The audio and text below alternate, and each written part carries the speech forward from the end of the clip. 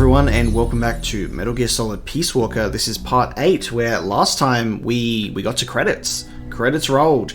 Peace Walker defeated, the boss sacrificed her AI self, and yeah, everything came to a close, which is very interesting, but we still have more extra ops to do, and with that, I have a feeling that we are still pursuing a Chapter 5. We also need to continue building Metal Gear Zeke, because we haven't. We've got few of the parts. We need to get the head going, and then there's also the optional parts. I think we mainly just need to go for, obviously, the head, just to have it built, and then we'll see how we go. So jumping into the mission selector here, we're starting off with something interesting. I'm not sure how this one's going to go. It seems really strange, but I'm going to do the Fulton Recovery now. It's just a classic extra op, so I'll do that one now, and then I guess this is a unique one, so we will go through the date with Paz together and see how that goes. Cool, that Fulton Recovery mission is done. We actually have a new function has been added now, so we can do Metal Gear AI. So Strangelove is helping Huey with AI stuff for Metal Gear. So if we take a look in the Metal Gear section, AI storage, and then I guess these are all of the things. There are 4 types of boards. Mobility, sense, attack, and control. That's funny, because this whole time I was going, oh yeah, you know, like S rank, A rank, C rank. And they're specified for, like, you know, the different parts. It's funny how I've constantly misunderstood what the letters mean for the for the AI.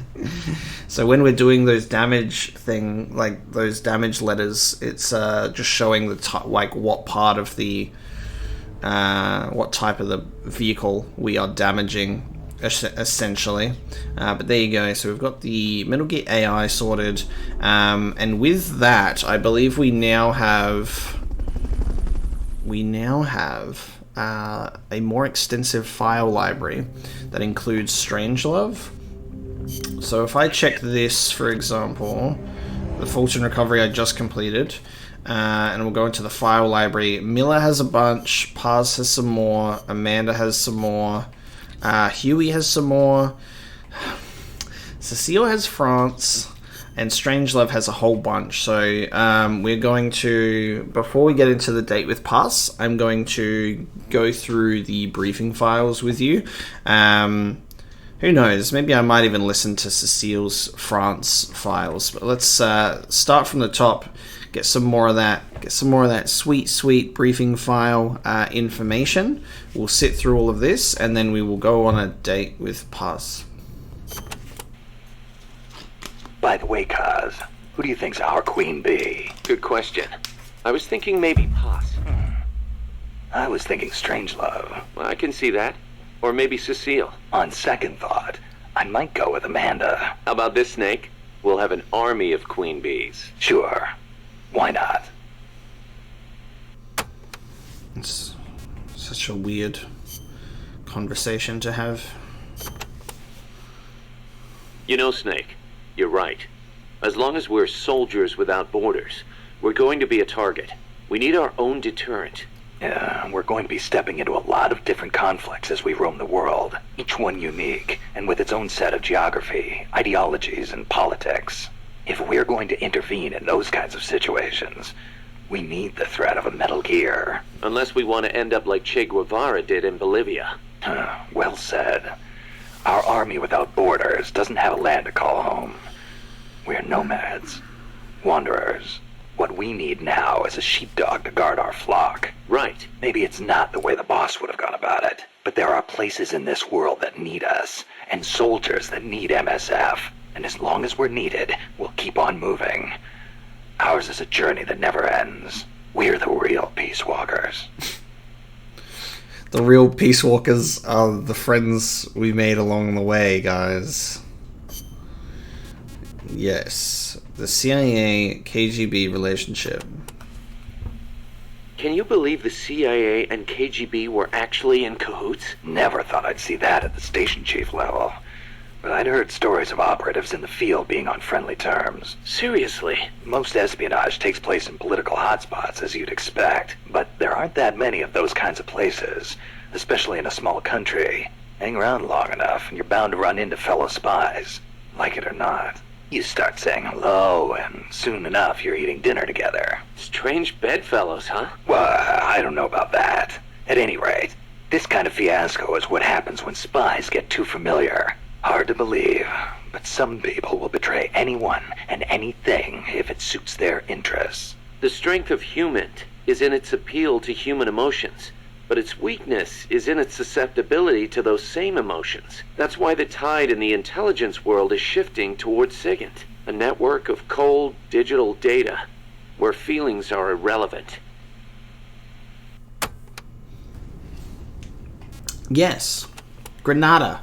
Snake, you got a sec? What's up? Prime Minister Gary of Grenada is asking the UN Grenada. to set up an agency to study the UFO problem. Grenada? That island in the Caribbean? He gave the press a bunch of photos. Says they prove the existence of UFOs. One of them caught my eye. That's the... Yep. The weapon Huey called the chrysalis. Cuz, this is the photo I gave to Chico. He said something about selling it off as a photo of a UFO. Looks like it found its way into the pages of a magazine. Oh my god, What Chico. Prime Minister of a country believed tabloid trash like that? There's been reports all over the Americas of abductions and cattle mutilations lately. You think they're true? I think the CIA might be involved. If they are, then Gary could be. I know. If he digs too deep, he's gonna get himself into trouble. But Grenada's right next door to Cuba. I guess that would make it tough for the CIA to intervene, in a sense. Upsetting the domestic balance of power could cause it to go red all of a sudden. True. Well, in any case, it's not like we can do anything about it. Just wanted to let you know. Gotcha. I'll be careful not to let any more photos leak. I'm gonna go talk to Chico and be like, yo, can you not make money off of my photos, sir? Please. A great leader. Che's footsteps. Hey, Snake, I've been thinking. Maybe Che couldn't find a place for himself outside the battlefield either. How so? He led the Cuban Revolution to victory. That's quite an accomplishment. He could have called it quits there and nobody would have blamed him. But he left behind a loving family and a cabinet post to plunge back into the struggle. First in the Congo, then in Bolivia where he met his end. You're overthinking things. Che went back to the battlefield because he was needed there. Read his farewell letter, then you'll understand. Some say he was too idealistic to fit in with the government. Too many scruples, most likely. Maybe so, but I still can't help thinking the reason you look up to Che is because you see something of yourself in him. You left your country behind and plunged into battle. You wander from one battlefield to another, going wherever you're needed. Che was a revolutionary as well as a warrior.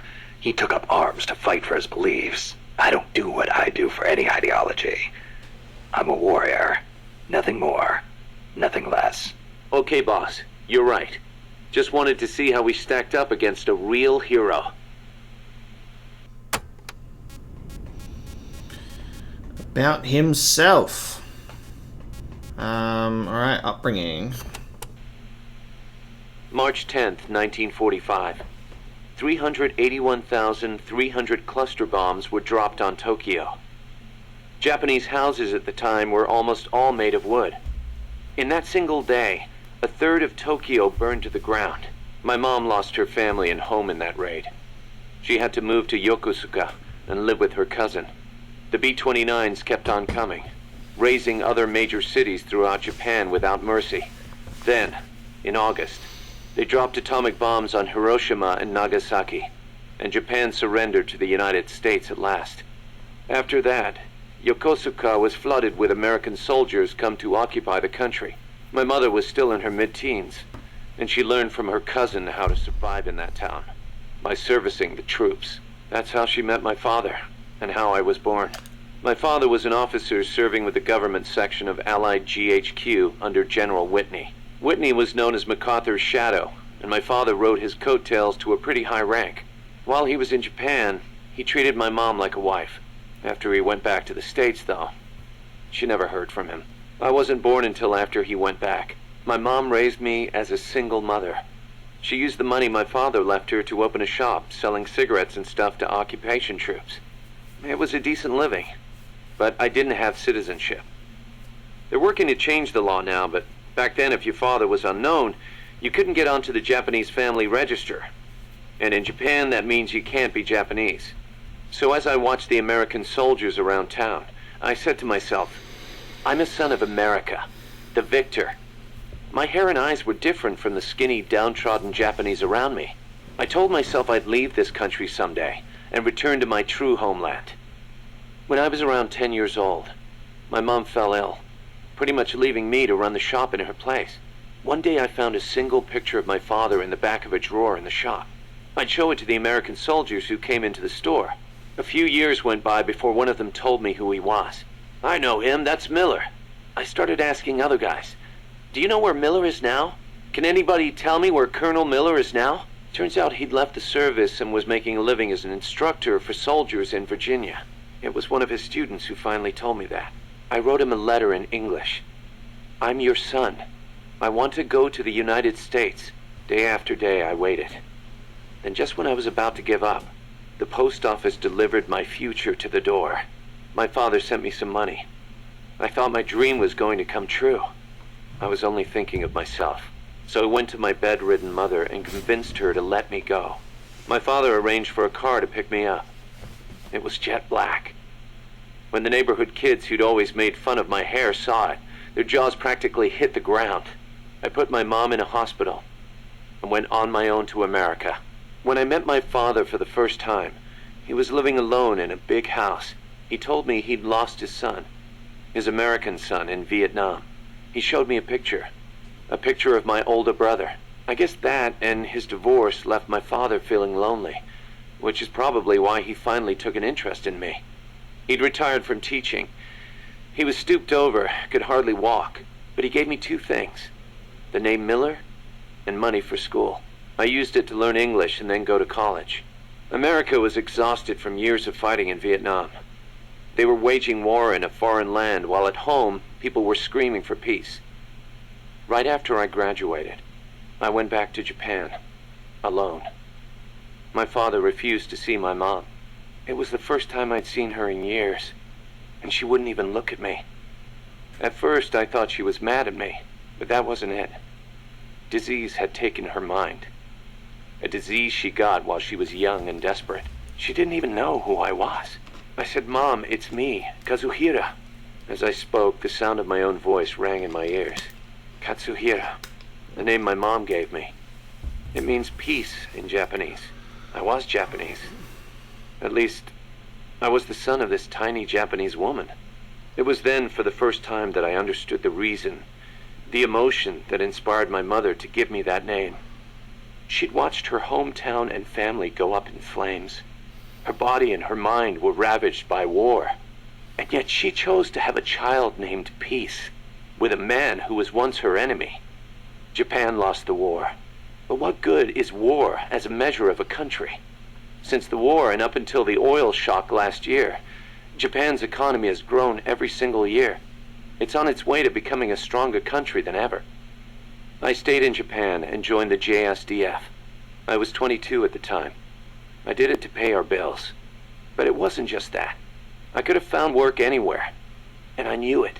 And still, I couldn't think of anything else to do with myself. 2 years later, I didn't have to worry about Mom's hospital bills anymore. I left the JSDF and went back to the States. My father was already dead and buried. I was told he'd shot himself in the head. America crushed Japan, but it also crushed my father. My American dream was over. After that, I drifted around and, well, you know the rest. GHQ made women like my mother. It made Japan's peace constitution and the JSDF. And it made me. I was spawned by war, but I don't want to die in one. I won't die for a country, and I won't live like a pauper. I won't have my fate decided by some family register.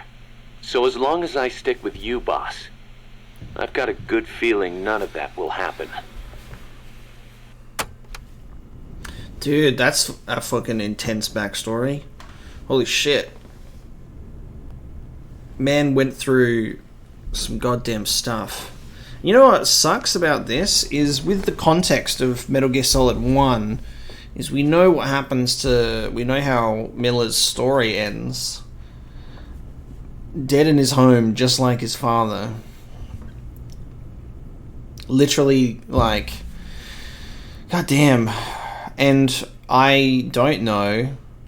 Because they were like Miller was found dead in his home in Metal Gear Solid 1, and we're, I guess, in that moment led to believe that he was potentially assassinated, and then Liquid was like in disguise assuming his identity, or Liquid had already maybe learned that he had like committed suicide and taken his identity to use that against Solid Snake.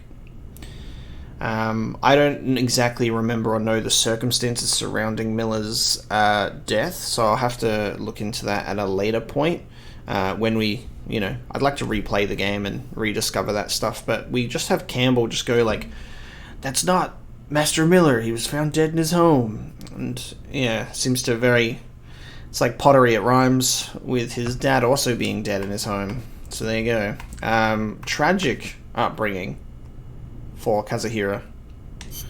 The fundamentals of stealth. I think it would be really nice, right? I think it would be really nice if these briefing files came with, next to the title, like a duration. How long is this going to be?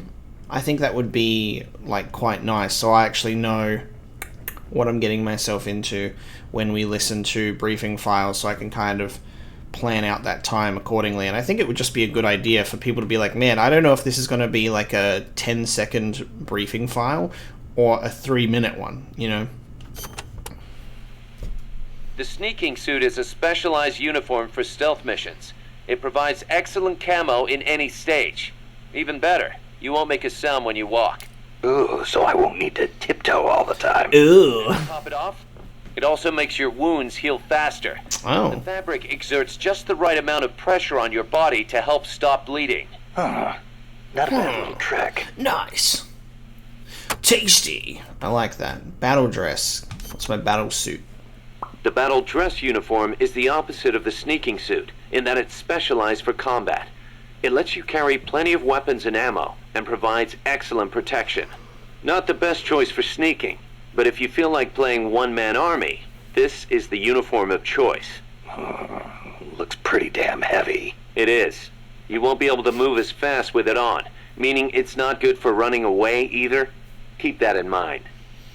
Run away in my battle suit. I'm going to skip over co-op stuff. Sure, talk to me about the cardboard tank. Snake, the R&D team came up with something new. What's this?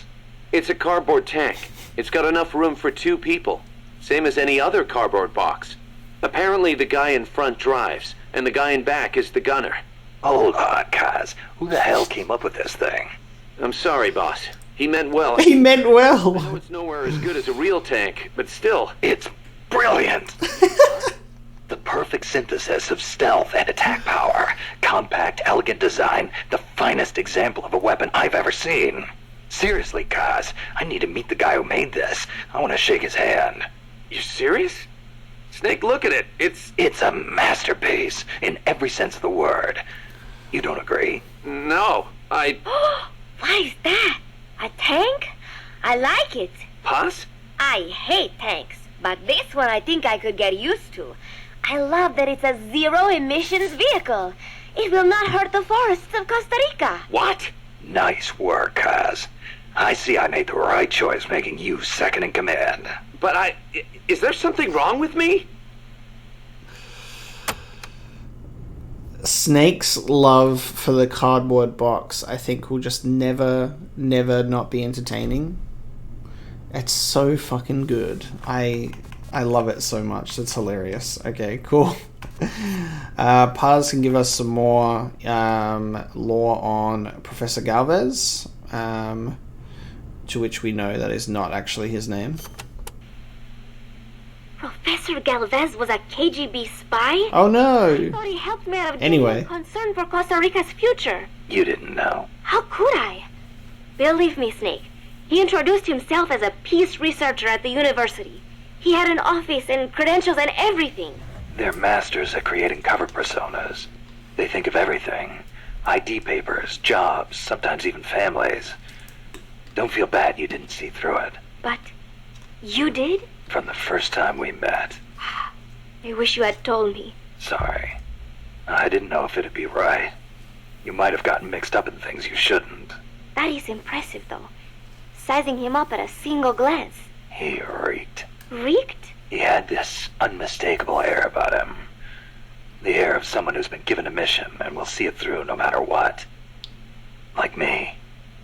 I could just smell it. That is amazing, Snake. I'm just kidding. It was his prosthetic hand. That's what I was going to say. Why would a professor from a peace university need a tool for assassination? Because I was just like, yeah, I could smell it on him, and the fact that he literally had Soviet marking on his hand, you know.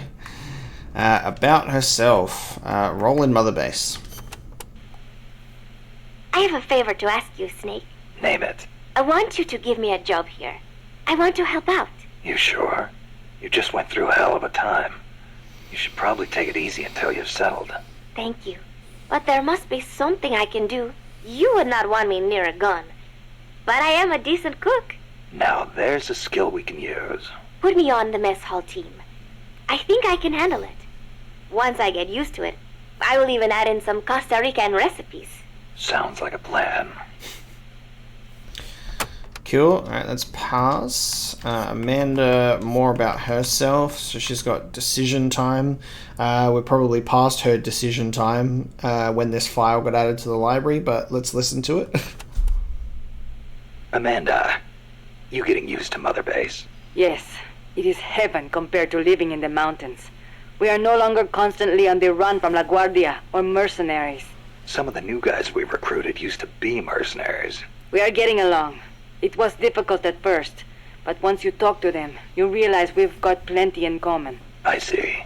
Good to hear. We may be enemies, but we are all still human beings. La CIA's soldiers, La Guardia. The same goes for the people of America. What's gotten into you? Mi viejo got involved with drugs in order to scrape together money for La Revolucion. He did whatever the KGB said, all for Nicaragua, or so he told himself. But I realize now, in the end, all he did was help poison young people of America. Yeah. I have made up my mind. Even when I leave Mother Base and return to La Revolucion, I will never turn to drugs, nor will I look to the KGB for help. If we topple Somoza using the KGB and drug money, we will lose the people's hearts. So, you're choosing a different path from your father. I still respect him, but I will not do things the way he did. Well, I'm sure Chico will be glad to hear that. Chico is a grown soldier now. I could not face him otherwise. Well said, Amanda. Those are the words of a true Comandante. Stop. I was inspired by the greatest Comandante I have ever known. Boss. Ah.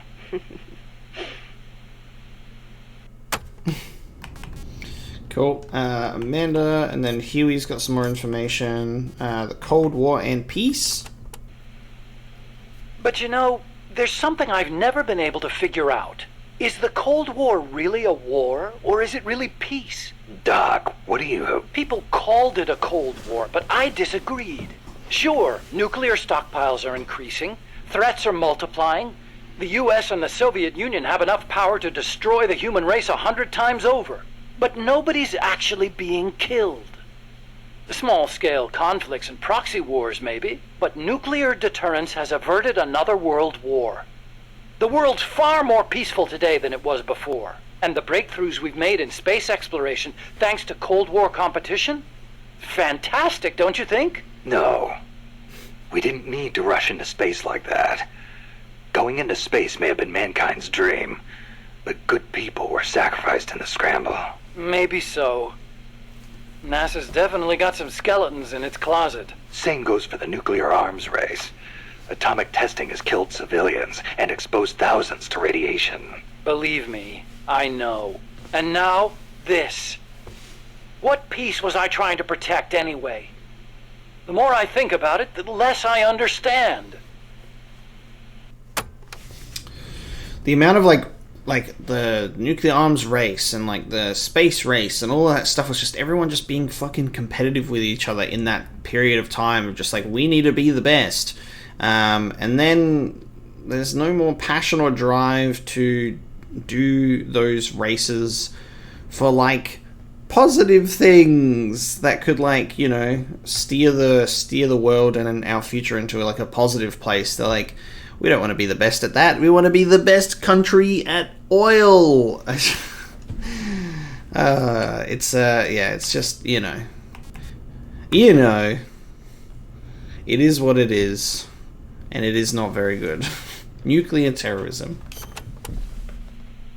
Nuclear deterrence means preventing the use of nuclear weapons in conflicts between states. But what about other situations? Like what? Terrorism has been on the rise in recent years, from separatist movements to far-left extremists. What would happen if nuclear weapons fell into terrorists' hands? Without a state, that is, without territory of their own, the chances of having nukes used against them are slim. They have no reason to fear a nuclear strike.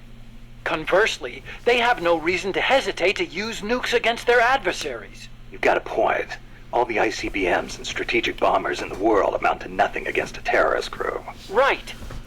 Of course, this is all still hypothetical.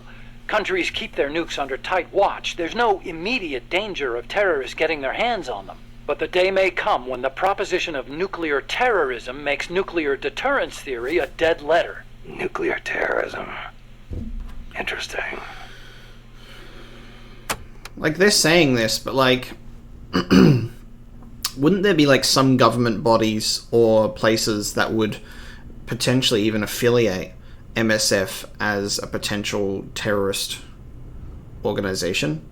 Being like an army for hire, like who have no allegiance to anywhere, who are also building their own Metal Gear. It's like they're going, like, these guys are their own individual entity that isn't part of a country as well, and we're building a Metal Gear as a deterrent, but it's also like, guys, you're talking about yourselves here, I feel, you know? Peace Walker Project, we have transmitting data to NORAD. So this would have been when they were fighting. Snake, how much do you know about the U.S. Homeland Air Defense Network? I don't know much about what goes on up in the sky. What I do know is that NORAD tracks Santa Claus on its radar. Nice one. I didn't know you were a comedian, too. Huh? No, I'm serious. It's true, NORAD tracks his... Listen to me. Every December they set up a hotline and... Okay, I get it. He's real, I tell ya. He used to bring me presents and... Holy shit. Big Boss believes in Santa, confirmed. Where's the Metal Gear Solid Christmas episode? Okay, Snakey. As all good little boys know, keeping tabs on Santa Claus is a very important job for NORAD. But they also have another mission. The one they were created for. And the system they set up for that has been hijacked by Coldman. You mean Peace Walker's fake data transmissions? NORAD's early warning system is composed of DSP satellite-mounted infrared sensors and an array of surveillance radar stations across North America. The network sends out warnings to NORAD at Cheyenne Mountain, where the data undergoes human evaluation. Peace Walker, on the other hand, has to make its retaliation decisions autonomously. So it's set up to automatically receive the same data as NORAD through covert channels. Those channels were also used on the test platform to telemeter the AI's decision-making. Peace Walker reversed the system to transmit a fake warning about incoming nuclear missiles outside the usual exercise schedule. I mean, the system could have used better safeguarding. Nobody's going to argue with that. But cracking the AI? That seemed unimaginable. And you can see what happened. Well, there you go. Alright, that's Huey done. We're going to get into Strangelove's information. 2001: A Space Odyssey. The boss. How Strangelove met the boss. That's cool. About herself. People. Metal Gear Zeke. Okay. Alright, let's strap in. Let's strap in for some AI talk. AI stands for artificial intelligence. It refers to a man-made machine possessing an intellect on par with that of a human being. Is that even possible? Possible. You've seen it with your own eyes. What the AI weapons are capable of. How Peace Walker carried out the boss's will in the end. No mere machine could ever choose to sacrifice itself like that. I just can't see how a bunch of circuits and switches could have a will of its own. It's called the ghost in the machine, Snake. And it exists. The ghost in the machine. Oh, another tab opens. What did you mean by the ghost in the machine? Oh, that. It's a term coined by the philosopher Gilbert Ryle. You've heard of Descartes, yes? I think, therefore I am. That is the one. Descartes espoused the dualistic theory of mind and body. He believed that our thinking minds exist in a separate dimension from our bodies, which are governed by the laws of physics. But if that were true, then couldn't you say that a mechanical body, inhabited by a ghost mind, is a human being? Ryle criticized Descartes on those grounds, saying such a thing surely wouldn't be human. Why'd you bring it up? I wasn't thinking of Ryle in particular when I said it. I simply thought that if a person is composed of a machine and a ghost, perhaps the opposite is true as well. Perhaps, by placing a ghost inside a machine, we could, in effect, give birth to a new person. And that was your idea for the boss AI? The moment you ripped the memory board out, the mammal pod ceased to function. It should have been dead. And yet, Peace Walker righted itself, singing a song of peace. I couldn't help but feel that her soul had come to inhabit Peace Walker. I don't know about that, but you can think what you want to think, Strangelove. Let's say, hypothetically, there really was an intelligent machine. How would you prove it? What's the difference between a high-level computer and an AI? It depends on what you choose to define as intelligence. For example, Snake, listen to my voice talking to you now. Suppose it were an AI. Say what? What if the living, breathing me sitting here drinking tea and talking to you were actually an AI, programmed to simulate my thoughts and my voice? You're nuts. No, I'm not. You couldn't prove I was a real human being, could you? It'd be... No. So if an AI is so advanced you can't tell it from the real thing, wouldn't you call that intelligence? I'm not quite convinced. But that's only one way to look at it. It's roughly how Dr. Turing explained artificial intelligence. The test I described is called the Turing test, in his honor. Yeah, well, sounds like a bad joke to me. That singing monster of yours put me through hell. If I never meet one again, it'll be too soon. Shame. And I was about to let an AI take my place in our conversation. Don't even think about it. Ex Machina, anyone? Ex Machina? Dr. Alan Turing is known as the father of computer science. It was he who formulated the basic theory of AI. During the war, he worked for GC and CS. The government's cryptology school. The one that broke Enigma. The very same. Without him, they might never have been able to decipher the Germans' code. But then, they arrested him. Why?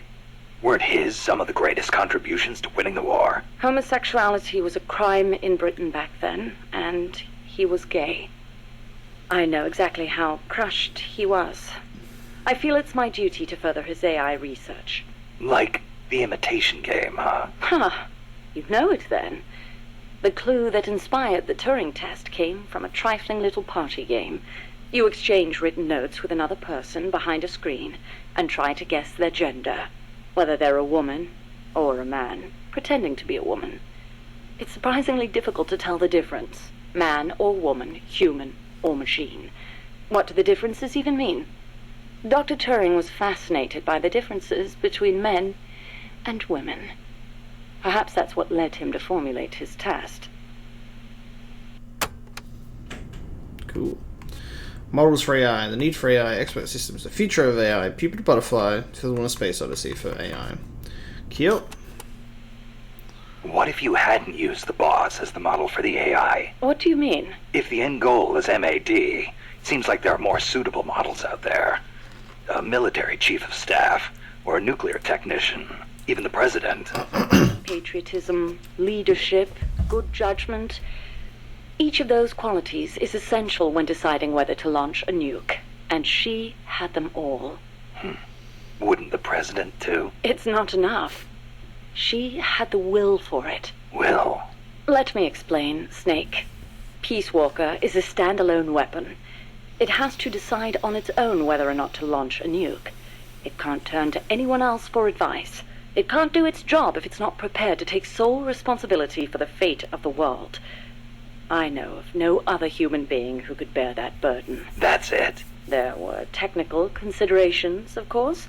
To begin with, the female brain is a more appropriate model for an AI. Oh, wait, the female brain? Oh, I was like, of course, it cuts off and gives us a new tab. What do you mean by that, modeling your AI after the female brain? Snake, what is the human mind capable of that a computer is not? Being lazy? Interesting response. And not incorrect. But the answer I was looking for was empathy. Empathy? The ability to feel for others, to be more precise. Love for a child. Pity for the weak. Grief for the dead. All of these are particularly well developed in the female brain. That's stretching it a little. On the contrary, it's perfectly reasonable. The male brain, on the other hand, may be well suited for systematic thinking, but it's less able to empathize. In that sense, it's closer to a computer. So if your objective is to make the AI think more like a human... You need to teach it how to empathize like a woman. The novel, Do Androids Dream of Electric Sheep, deals with this very problem. In the book, an empathy test is used to distinguish between machines and human beings.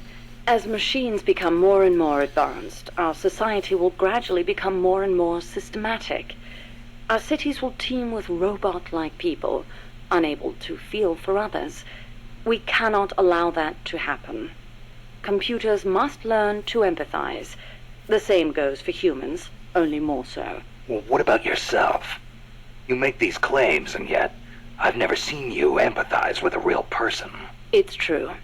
Until now, I was a prisoner of death. It was my intention to die upon the completion of Mammal's development. She was my one reason to live. But you changed your mind. I did. Because she taught me the dignity of living. My eyes are open now. I want to go on living and seeing real people. Huh. I see. You're walking in the desert and you see a tortoise stranded on its back. What do you do? What do you do, replicant? What do you do? We're going to be going through a lot more files, so at this stage I'm just going to take a quick little eye-opening break, get myself a coffee, and we will get back to listening to the AI. Alright, let's continue with the need for AI. Is it really necessary to make machines think like humans? I think empathy would get in the way of making the decision to retaliate. I admit, human thought may not be fully compatible with level-headed decision-making.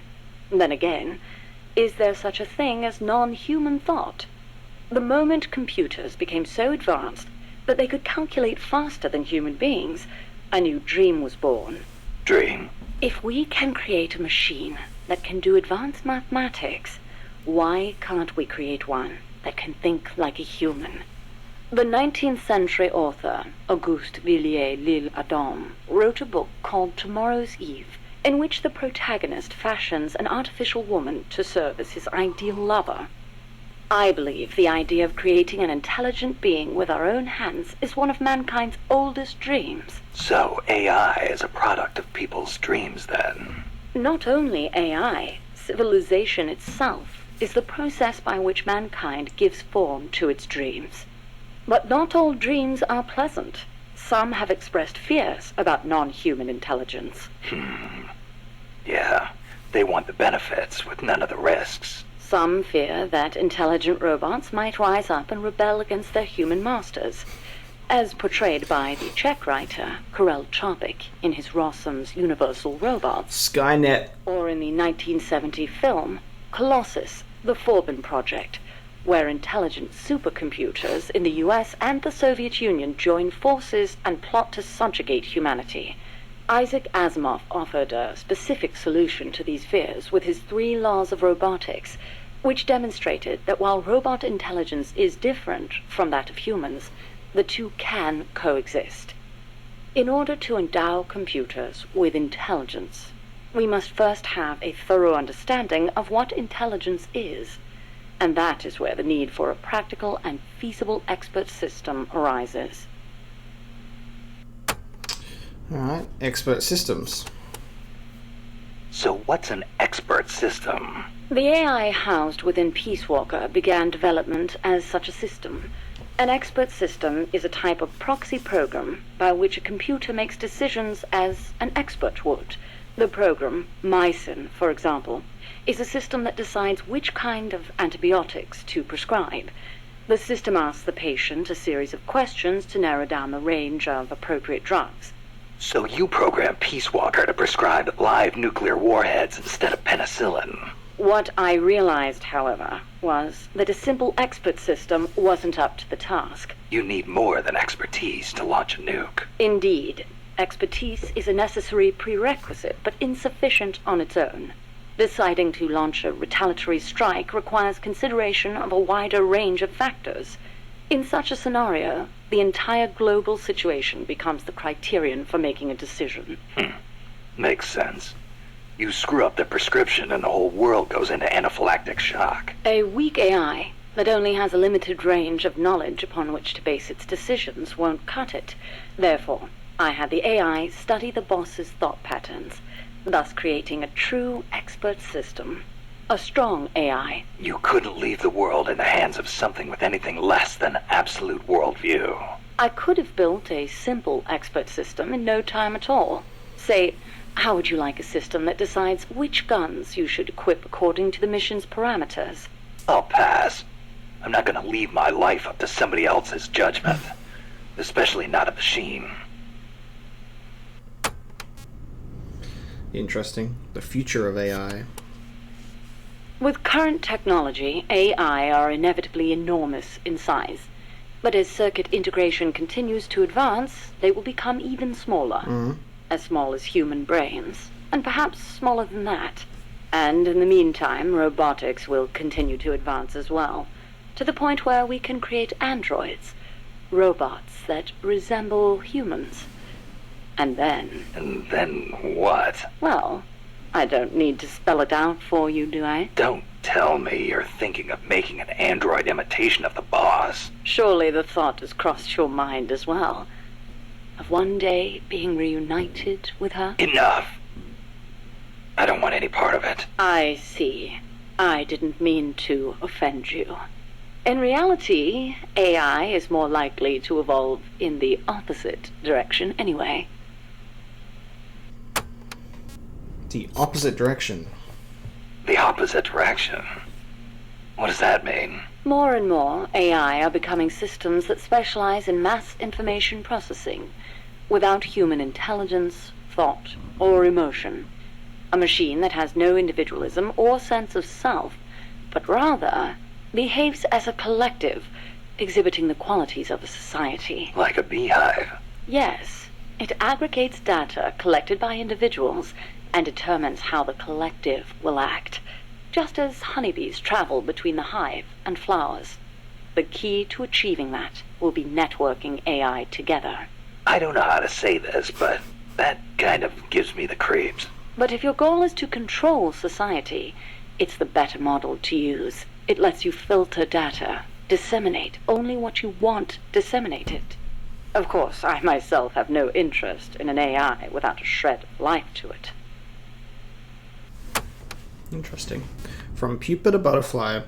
I feel like this will be pointing out the names of the vehicles that we've been facing off, where it goes from like pupa, cocoon, and then Peace Walker being the butterfly.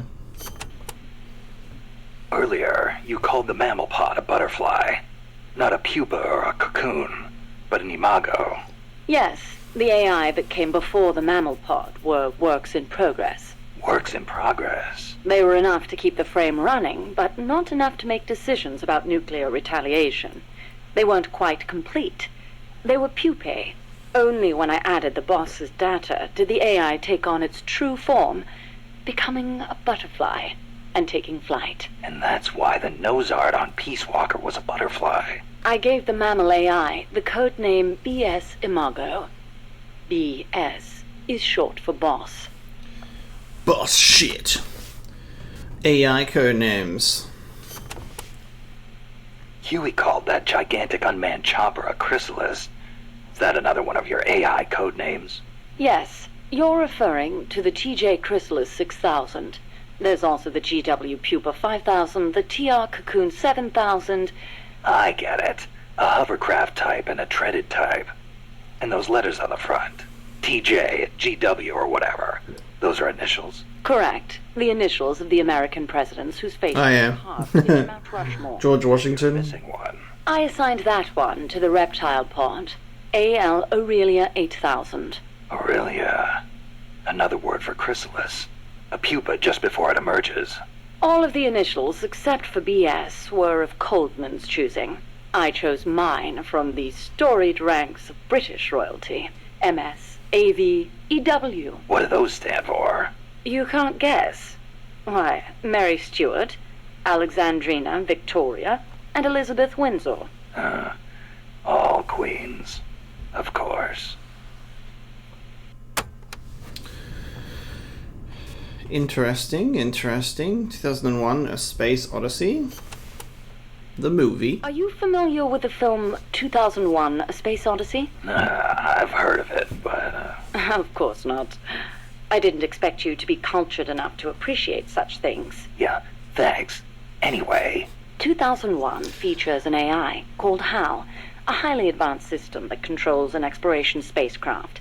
It can converse with people and even play chess. now where have I heard that before? The way HAL was portrayed was truly superb. How so? HAL is given secret orders that not even the ship's captain knows about.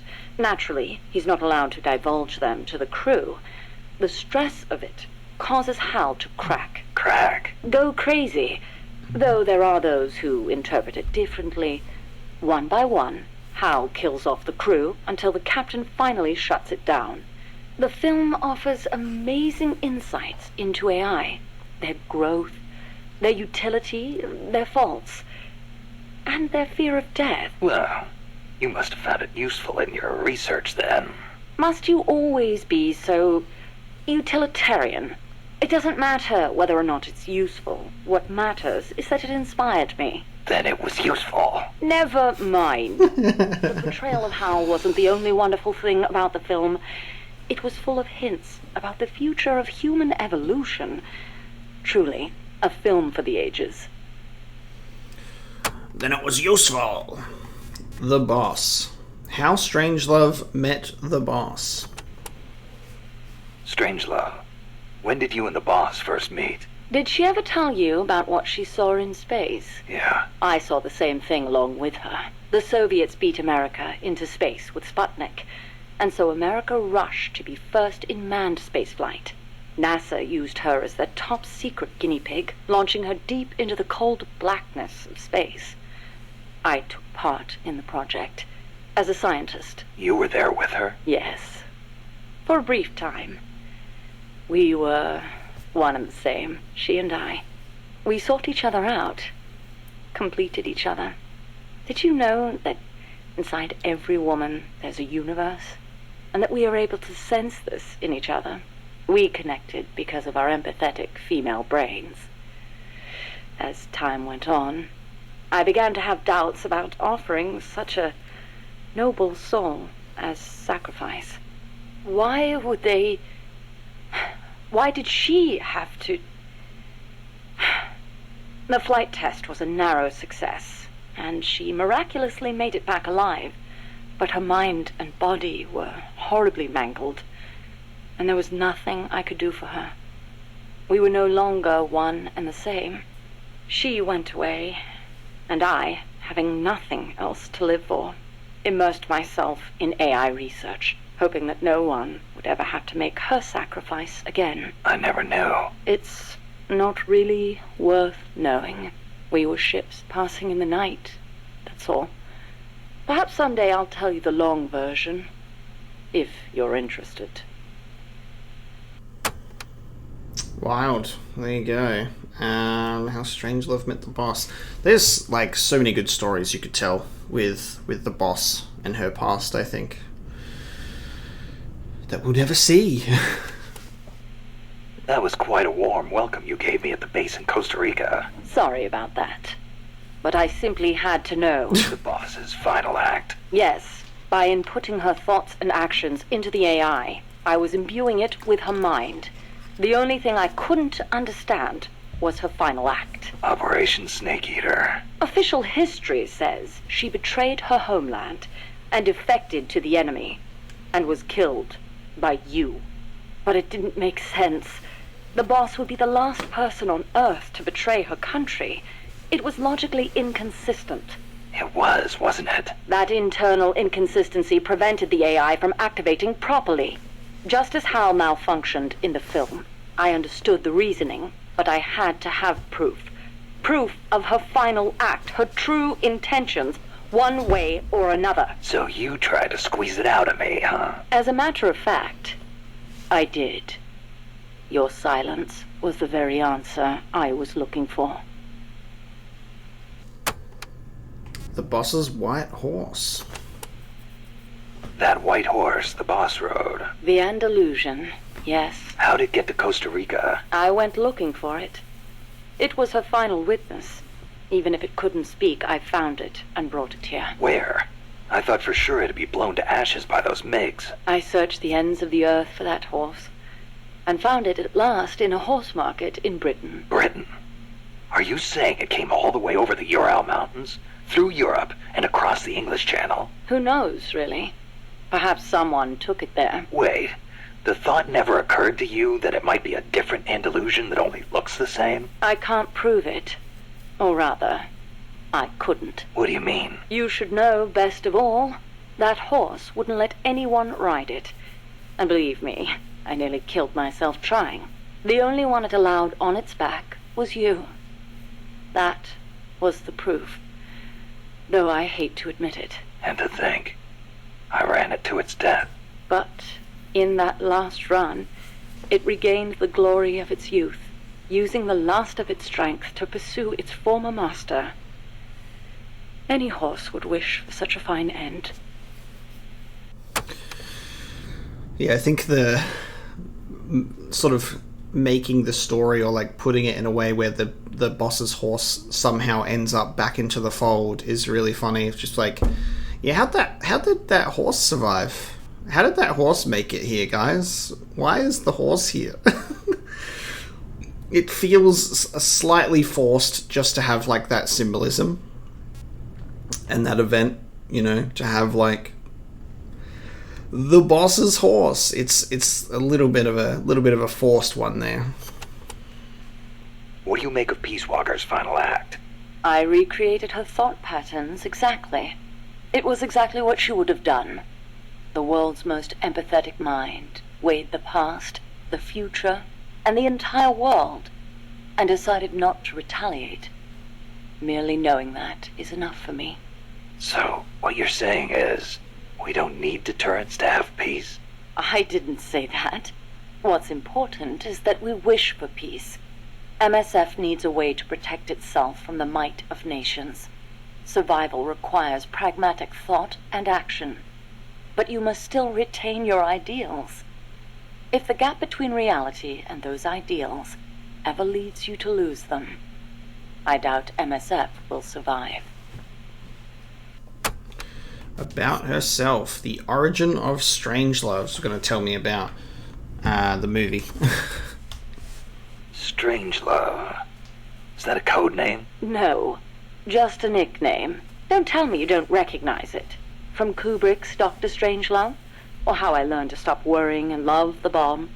It's a film that came out in 1964. A dark comedy about the absurdity of nuclear deterrence. You were in a movie? No, stupid. I got my nickname because of that movie. Why? Because you look like the doctor in the movie? No, that Dr. Strangelove was a man. So? Back when I was at ARPA, I kept a photo of the boss on my desk. I was totally engrossed in my research and showed no interest in the opposite sex. Plus, I had a photo of a woman on my desk. The fools around me turned it into a cruel taunt, calling me Strangelove. Even for a bunch of shut-ins who never went out to the cinema, that title seemed to ring true with them. Anyhow, in their eyes, homosexuality was something strange. They were incapable of seeing things outside the lens of their own standards. Being strange means you have your own unique point of view. I rather considered it an honor. There you go. So the origin of Strangelove. So she was at ARPA, which is where Sigint was doing ARPA stuff, which later became DARPA, and he was the DARPA chief, Donald Anderson. Complex, interwoven storylines, man. There's so much. So, you were with ARPA before you came here, huh? Yes. Back then, it was really the only place I could make a living from my AI research. And before that? I started out at NASA. That's where I met her. When Boss went into space? Yes. It was that incident that turned me away from aerospace engineering. Space is entirely too hazardous a place for human beings. That was why I felt an immediate need to develop AI. As it turned out, rockets later became much safer, and mankind reached the surface of the moon. In any event, it was a hollow Cold War victory. When you get down to it, a nuclear missile is just a rocket with a nuclear warhead strapped to it. Thus, taking the initiative in the space race was tantamount to a military show of force. But the budgetary strain was too big for Washington or Moscow to handle. Yes, and then there was the Cuban Missile Crisis and the Vietnam War, and then came détente. Having leapt ahead of the Soviet Union with its moon landing, America shut down the Apollo program in '72. It was around then that ARPA was downsized and renamed DARPA, the D standing for Defense. With few prospects for continuing my AI research, Coldman's invitation was a godsend. It was also a chance to have them collect data on her. The end result being this mess. But we did learn something valuable from her. The nobility of peace. So there you go. ARPA renamed DARPA with Defense. Awesome. Roll in Mother Base. Why'd you agree to come here? To Mother Base? You intrigued me. Me? Hold on. You're not planning on modeling your next AI after me? Not a bad idea, but I have no intention of ever again attempting to transplant human thought into machines. Oh, that's a relief. You are the man who inherited the boss's will. You're gathering people around you, even now, shaping them, building a new organization. I'd like to see how it turns out. You're not planning to go back to AI research? I never said such a thing. Of course my work will continue. Here? In my eyes, the growth of MSF as an organization is analogous to the development of the nervous system. The way you become intertwined, stimulate each other, branch out in new directions. It's really quite inspirational. Interesting way to put it. Of course, I intend to repay you for your hospitality. The fruits of my research will be at your disposal. Why not assign me to the R&D team? I promise you won't be disappointed. Very interested in what happens to Strangelove now, because Strangelove seems pretty young, so logically or realistically, Strangelove should be alive, if not killed, should be alive around the time frame of the future Metal Gear Solid games. Obviously, she was a character that has been created after all of those games and is here now. So I'm wondering if this game will show anything, or whether that might even be in MGS5. That might even show Strangelove, where she ends up, or what she ends up doing. Because she's got involvement in all sorts of things, you know. So it'll be interesting. It'll be interesting to see her story develop. And then we've got two people, so Huey and Cecile. You know, that ID card I got from Huey wouldn't let me into the lab. Of course not. I deactivated it. Why? As though I'd let him into my lab. Oh, you don't seem to care for him much, even though you two are in the same field. Oh, please. For starters, I can't stand that wishy-washy attitude of his. If he's got something to say to me, he should be a man and come say it in person, not write some furtive letter. But if his card doesn't work, how's he supposed to... And another thing, the way he always demeans himself. Every other sentence begins with, I could be wrong, but... Why can't he just do what he does and be confident about it? Well, there was the thing about his dissertation being plagiarized. The real problem is he doesn't have a whit of independence in him. In Costa Rica, and even back at NASA, he was always following people around, asking if there was some way he could help. Why doesn't he stop his whining, take a stand, and face up to me? I think I know how he feels. And to top it all off, he seems to enjoy referring to himself by that nickname I gave him. I simply don't get it. How can he be so submissive? So, Huey was a nickname you gave him. That's right. I took it from the name of a drone in the science fiction film Silent Running. Drone? It's a type of worker robot. The way he follows people, just waiting for them to boss him around, is so similar. I couldn't help myself. Oh, it's an American film directed by Douglas Trumbull, the man who did the special effects for 2001: A Space Odyssey. Imagine that. A scientist who likes science fiction. And that's not all. There's more. He's a man. Hang on. I seem to remember you saying he should be more of a man. Yes. Well, he is an awfully good scientist.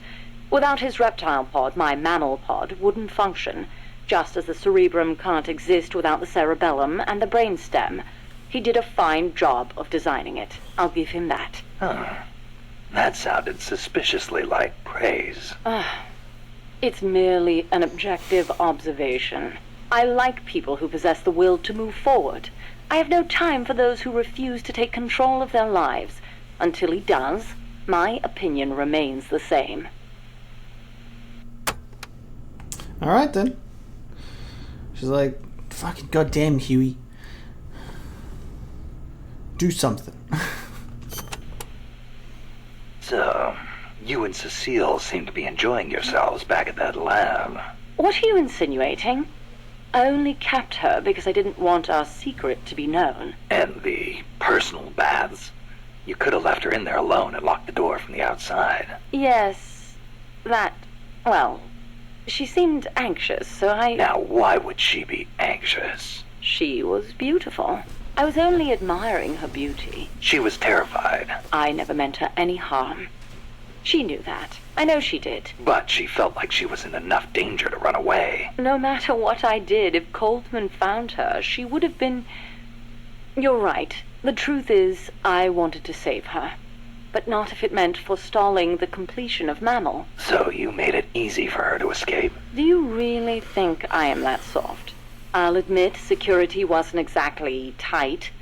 It wouldn't have been difficult for her to escape from the building. Seemed like she had a rougher time after she got out. At any rate, I never did anything to her to deserve any blame. Is that clear? Okay. I believe you. Okay, I believe you. Metal Gear Zeke.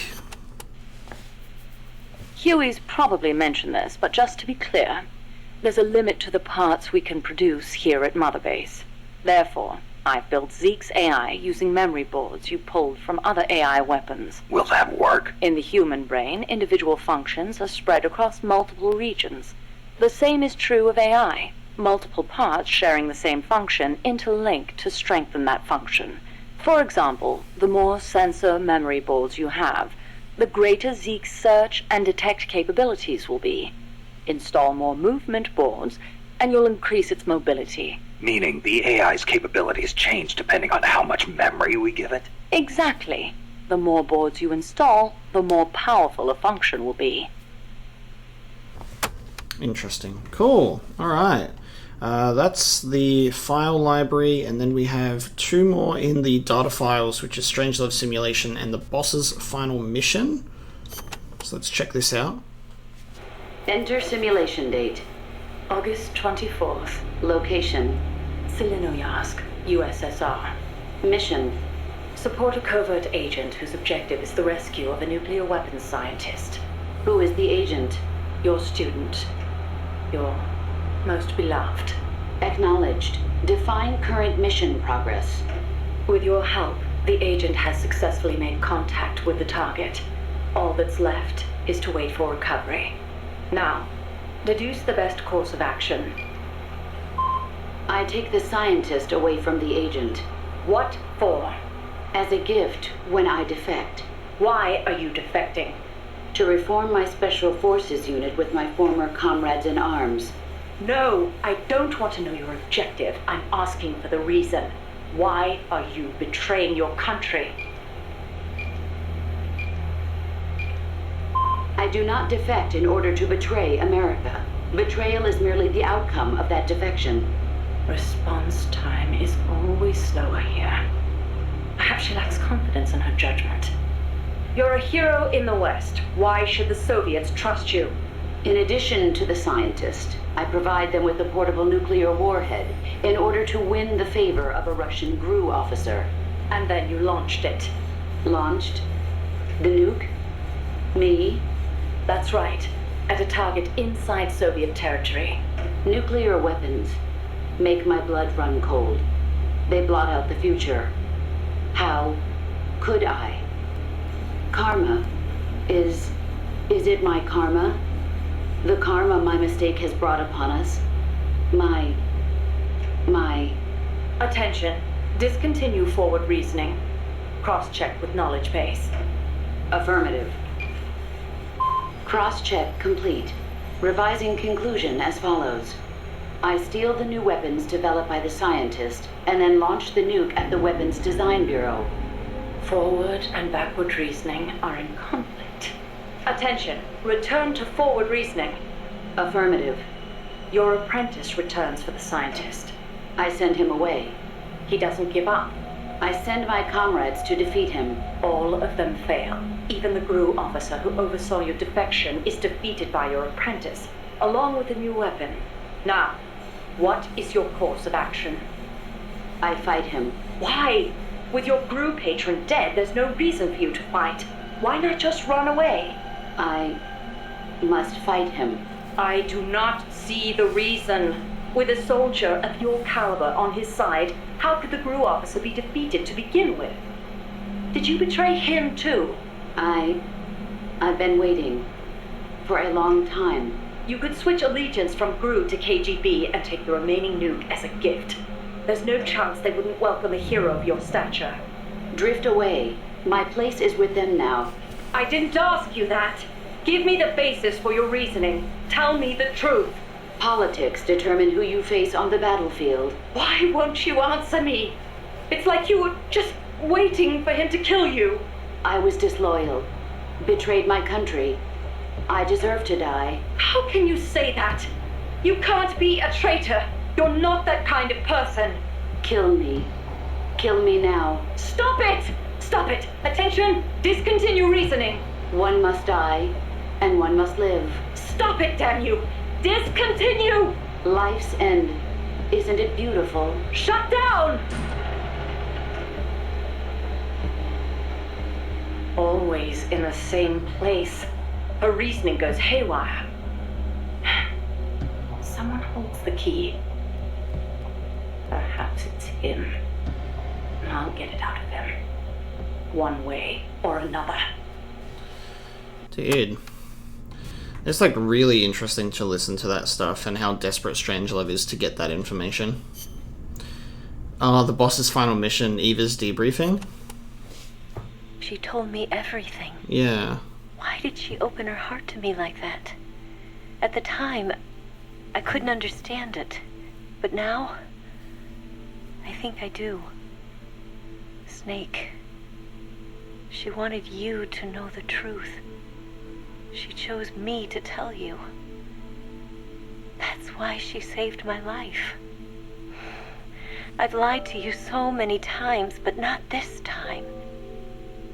My orders from the government were to obtain the legacy and to eliminate everyone who knew the truth about what happened.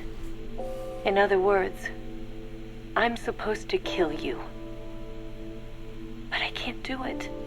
Not because we loved each other, and not because you saved my life, but because I made a promise to the boss. And I intend to keep it. I just wanted you to know. And you have to live. Snake, listen to me. She didn't betray the United States. No, far from it. She was a hero who died for her country. She carried out her mission knowing full well what was going to happen. Self-sacrifice, because that was her duty. The boss's defection was a ruse set up by the U.S. government. It was all a big drama staged by Washington so they could get their hands on the philosopher's legacy. And the boss was the star of the show. They planned it so that they could get the legacy that Colonel Volgan inherited and destroy the Shagohod at the same time. Only a legendary hero like the boss could have earned Volgan's trust. Finding out where the philosopher's legacy was hidden was to be her greatest mission. Everything was going according to plan. But then something happened that no one could have predicted. Volgan. Colonel Volgan fired an American-made nuclear warhead at Sokolov's research facility. Khrushchev demanded that the U.S. government provide proof that it wasn't involved. They couldn't just abort the operation to steal the legacy. So the operation itself was greatly expanded and revised. The authorities in Washington knew that in order to prove its innocence, they'd have to get rid of the boss. And that one of their own would have to do the job. The public couldn't be allowed to find out about it. Not ever. This, they concluded, would be the best way to keep the whole thing under wraps. The boss wouldn't be allowed to come back home alive. And she wouldn't be allowed to kill herself. Her life would be ended by her most beloved disciple. That was the way the government wanted it. That was the mission she was given. And she had no choice but to carry it out. Her death, at your hands, was a duty she had to fulfill. Out of duty, she turned her back on her own comrades. A lesser woman would have been crushed by such a burden. The taint of disgrace will follow her to her grave. Future generations will revile her. In America, as a despicable traitor with no sense of honor. And in Russia, as a monster who unleashed a nuclear catastrophe. She will go down in official history as a war criminal. And no one will ever understand her. That was her final mission. And like a true soldier, she saw it through to the end. But I think she wanted you, of all people, to know the truth. She wanted to live on in your memory, not as a soldier, but as a woman. But she was forbidden to tell you herself. And that's That's why she told me. Snake, history. We'll never know what she did. No one will ever learn the truth. Her story, her debriefing, will endure only in your heart. Everything she did for her country. She sacrificed her life and her honor for her native land. She was a real hero. She was a true patriot.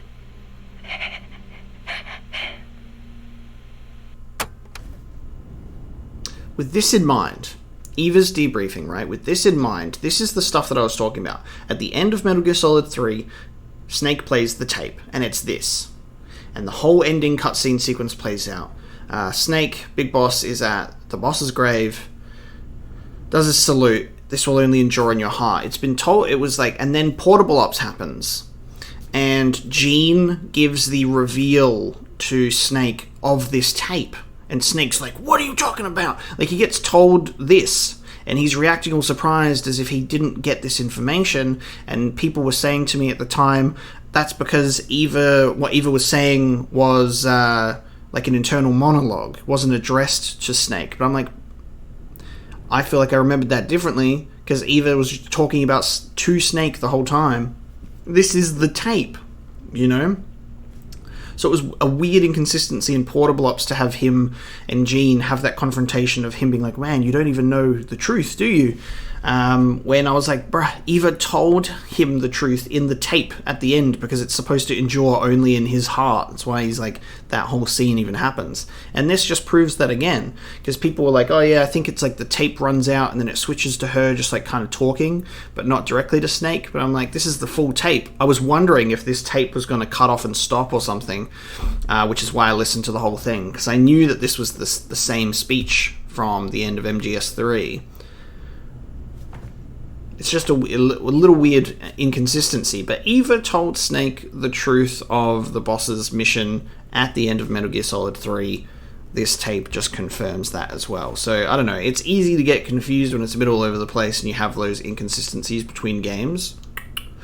Eva told him everything. Eva told him everything.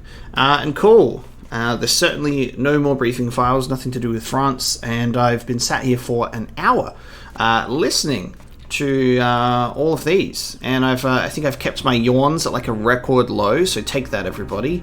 And I'm going to get into the next mission. So there you go. So Fulton Recovery was complete, file library complete. Absorbed a whole lot of information in my Metal Gear brain. I'm bursting at the seams. It's funny that people were like, man, Metal Gear Solid 4, the cutscenes are so long, and it's, people were just like, man, it's cutscenes the game, and like, you don't get much gameplay, and stuff like that. And I'm like, Metal Gear Solid Peace Walker was like, hold my beer, because I'm going to make you sit through an hour plus of briefing files in one go. At least in Metal Gear Solid 4, those cutscenes were animated and acted out, and amazing voice acting, great graphics, really like gripping story stuff going on at the same time. This is like, I am staring at a blank image of someone's face that's just like telling me information. And that's the thing, is it's like, I just have to sit here and process information, not engaged with anything that's happening on the screen, like all that kind of stuff. And I think that's perfectly understandable for me to have to sit here and this is my facial expression. 100%? 100%.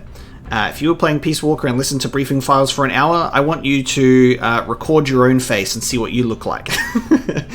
I'm not bored. Just to reconfirm with a couple of people that think I'm bored, is I'm not bored, I'm just absorbing information, I'm paying attention. I'm not going to talk over the top of it as much as possible. I'm going to try not to talk over the top of it. I'm not going to like be distracted, because otherwise there's no point in me even sitting here listening to the briefing files, And I know there's a lot of you that want me to sit here and listen to them, and that's why I'm doing it. Because it could be just easy for me to just listen to it off screen at my own pace, but I want you guys to be on the same level as me, as the information that I have. So when I'm actually playing the game, or playing this series, you understand where I'm at. And I think that's why I make my Let's Plays as long as I do, and I include the information that I do, is because I think it's really important that you know how I feel and my thoughts about the thing. Otherwise, I'm just sat here just playing the game, and you don't. There's not a connection there. Like, I like the vibe that we're playing this game together and taking in the information together and then being able to talk about it, you know. And I'm not going to talk over the top of people. I'm not bored. It's just a lot of information overload. I think Metal Gear Solid 4 handles long cutscenes and exposition a lot better because it has the ability to have them in animated cutscenes instead of I'm going to put a cassette in a tape player, stare at the screen for over an hour, you know. But with that in mind, there you go. That's the briefing files segment.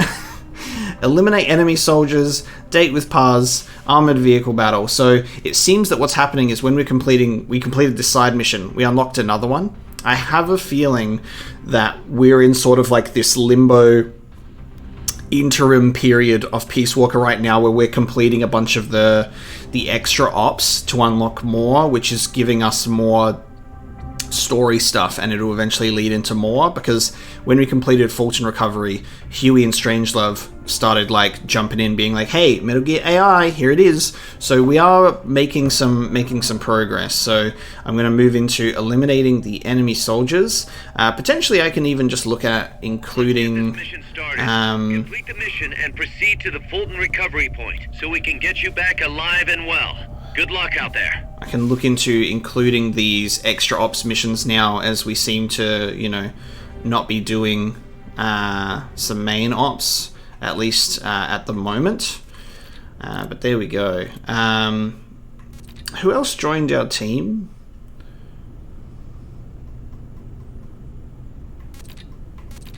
I think it was only Strangelove, and then Paz is like chilling. No, Paz is chilling with us at Mother Base now.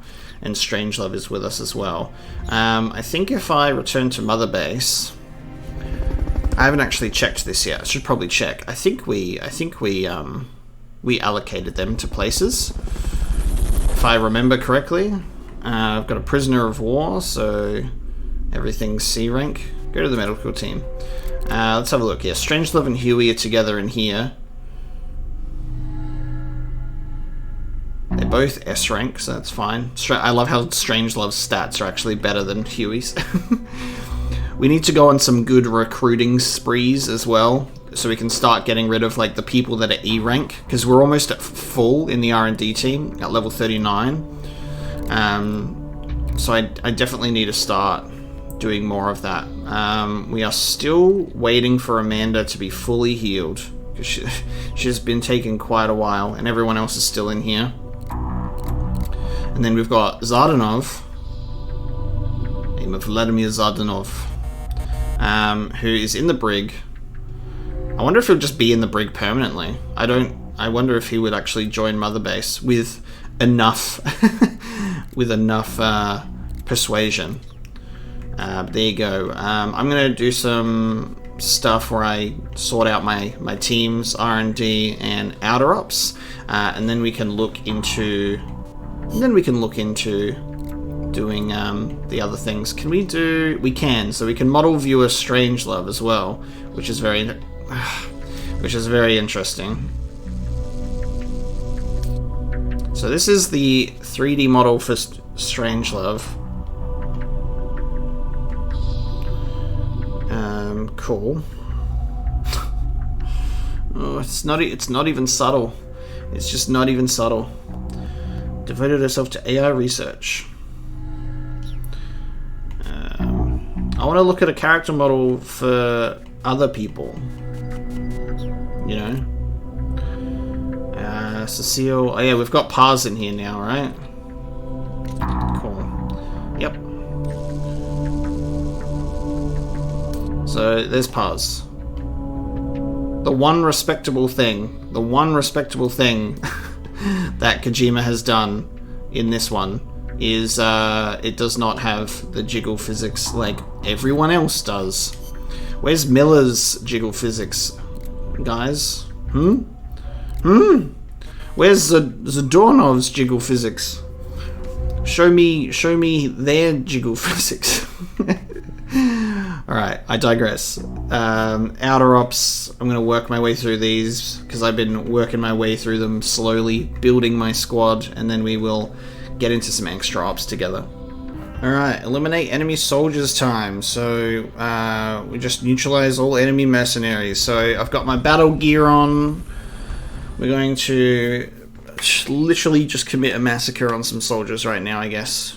Because unfortunately, we don't have an M60 that can shoot tranquilizing rounds, which would be amazing. But 10 remaining enemies. So actually, I might have been a bit of overkill just going in with an M60, an RPG, and a submachine gun.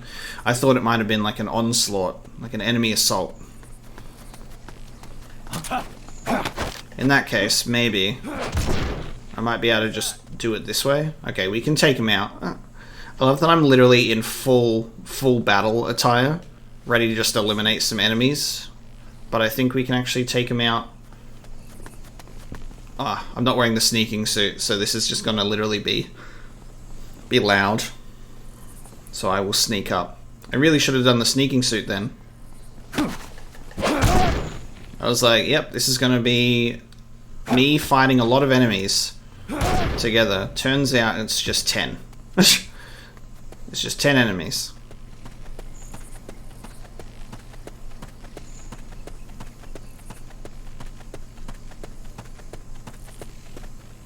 Hello? Is there anyone here that would like to be... Huh? I think this is just the... Huh? I think I see someone. What? Oh. He got out of... Yeah. He got out his binoculars. That's funny. Negative. We can't spare reinforcements. No backup, guys. There's only 10 of you.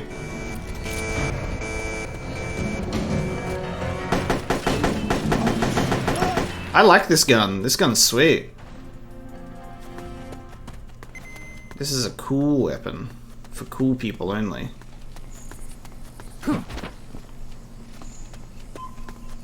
Next area. Where the last 4 people will be.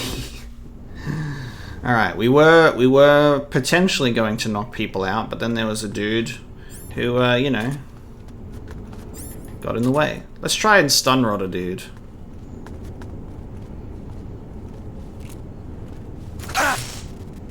Nice.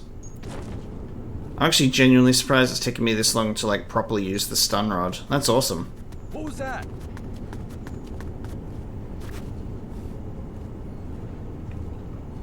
I've had it this whole time and I've just been choking people out and throwing them on doors.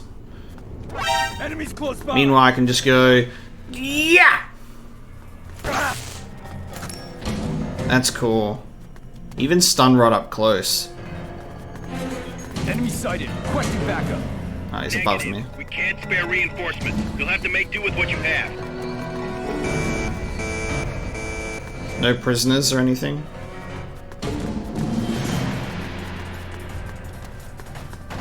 I will climb up the ladder and take care of you myself. Prepare to get stun rodded, dude. Enemies close by. Losing my time penalty of a minute every time I get caught is really fun. Get tased. Nice. Alright. Head for the Hi-ya! recovery. Flawless execution. Keep it up. Flawless execution.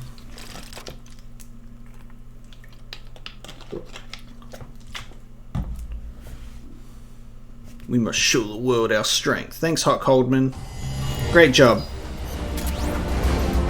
And also the fact that we can confirm that his theory sucked because America was going to just blow everyone up. They're like, if they're destroying my family, I'm destroying theirs. Even when the boss proved that he's like, bruh, they are fake. Chill the hell out. Nope. They ain't going to listen. They ain't going to listen to Big Boss. Snake, we've got a problem. Zadornov's not in his cell. What? He must have used his prosthetic as a blowtorch to go through the bars. but we've managed to narrow down his location using a transmitter we planted on it. Ah. I'm adding a new mission. Find the KGB agent Zadornov. Cool. So this is the cool shit. So we're completing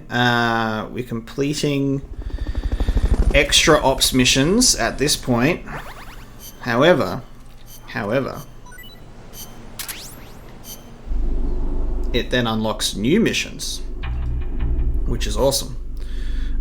We're accepting volunteers, which is great, except they kind of suck, but that's fine, because we need people, I guess. So he's escaped out of the brig. Oh, that's funny. Come on, Amanda, you're almost cured. You're almost cured. Every time I complete a mission, my outer ops results come back, and it's just some tedious stuff we do for extra items. So I'm going to do my outer ops stuff, and then we'll get back into doing the missions. Cool. Back into the mission menu, where Zadornov search mission is a main op, so there you go.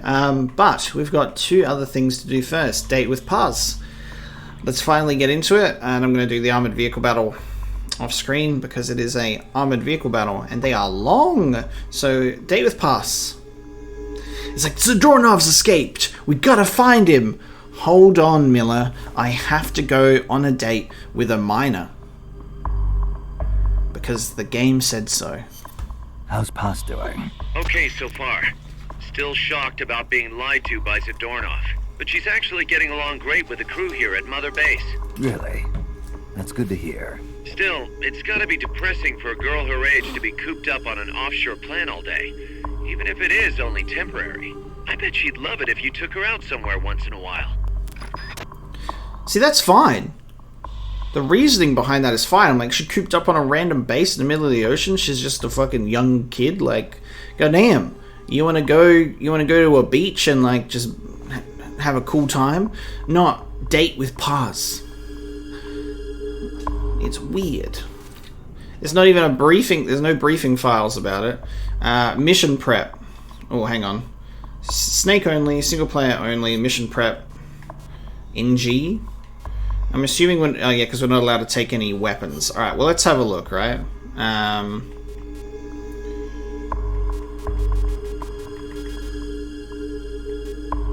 We'll just go naked with an RPG. Didn't we get a... Yeah, I was like, didn't we get a tuxedo?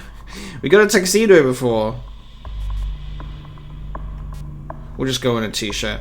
Alright, well, let's wear the tuxedo. I can't wield any of that. We can wield this stuff. Is everything marked? Okay, can't take any weapons. Alright, I think it's showing us what we can take with us. The Walkman. I have a I'm getting some like a weird feeling that there's going to be like stuff that we can do here. Because we can't take any weapons, but we can take a whole bunch of this stuff. Don't make me take the love box, Kojima. That's weird. Bring a lime soda. We can give her a refreshing beverage, right? What are we gonna need the sonic eye for? I don't even know. The surround indicator? I don't know. We can take it with us, apparently. We'll just send another character in our place. What else can we have? Fucking... I'll bring a cardboard box. It's super weird. Just in case we need a cardboard box.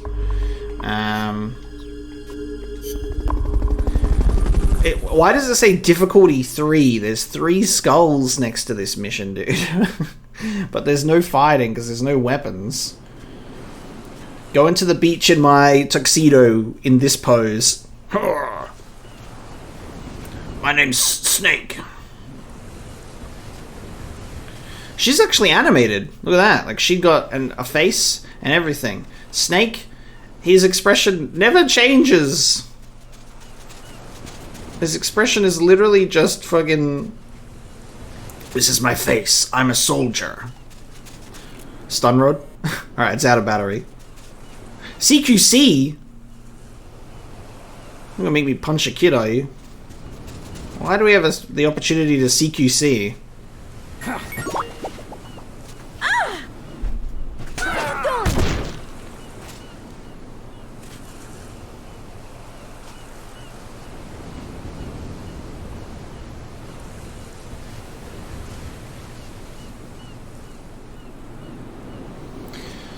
I'm just gonna leave Snake like this. He deserves that one. Rest in peace, Snake. What the fuck? Here, kid. Have a lime soda. Have a stun rod. I can't give... Drop it on the ground. Oop, never mind. What the hell are we doing here?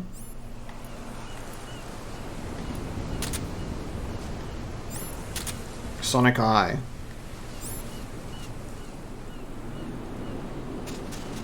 That's just like a sound thing. This is just rations. Walkman. Can we actually listen to the Walkman? Press start to access the controls menu.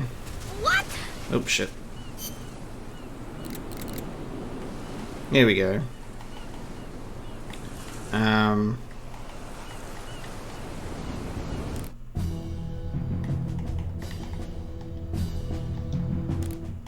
I can't scroll down the Walkman list. Like, it has a D-pad. The D-pad is lit up, but I can't... Alright, pause. We're listening to the 20-year history of Metal Gear Solid at the beach.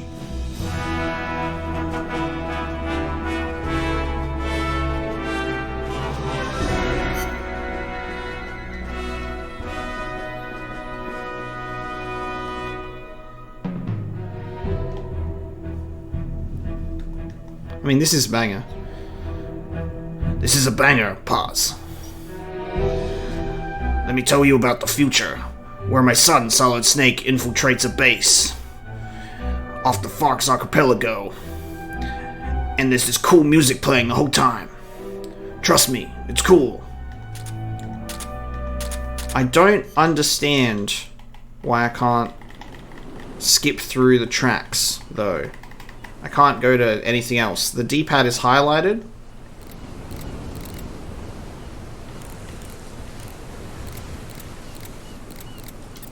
It's the enemy. Oh, shit. The enemy? Where? Ooh, hang on. Oh, she reacts to... What the fuck? Snake in. No. She reacts to the co-op communication. I was just pressing B to get out of the fucking... No, we are finally alone, Snake. Why don't you leave the radio alone for now? Okay, she doesn't like the radio. You don't want to talk to me? And instead of a codec, because I'm pressing the back button for codec, it talks to her. You know, we are finally alone, Snake. What does that mean, dude? Leave the radio alone for now? What about the cologne? I can't even use it. Lime soda, I can't even use it. Can you please stop that? Oh, she... What is this? The Sims? My relationship dropped. There you go. There's a love box.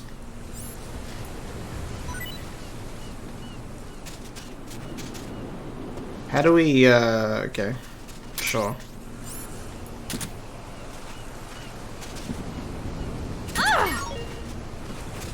This is so weird. What is the point of this? We can do co-op communications. Go, go, go. No. I'm counting on you. What are you talking about? Thanks. Yeah. What? Impressive. Give me a hand. What is it? You okay?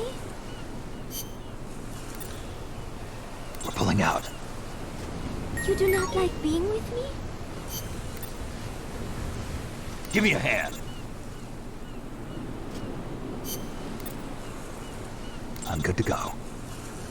What is it, Snake? Go, go, go.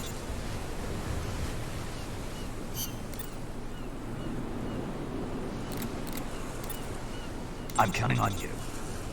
What are you talking about? Impressive. I don't understand what I'm doing. I don't think so. What are you talking about? What does it mean? Why are there random love hearts, dude? Items needed. Something Paz would like. What would you like? I don't understand. You're just a child. This is why I brought the lime soda. I got this box. Take it or leave it. Can you please stop that? You walked into me.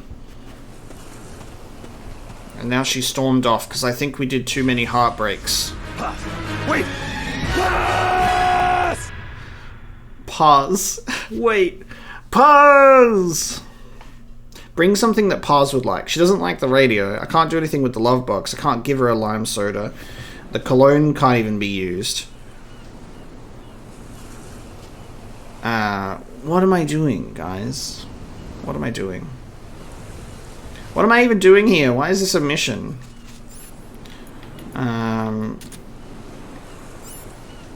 Room for one more? Oh shit, okay. There you go.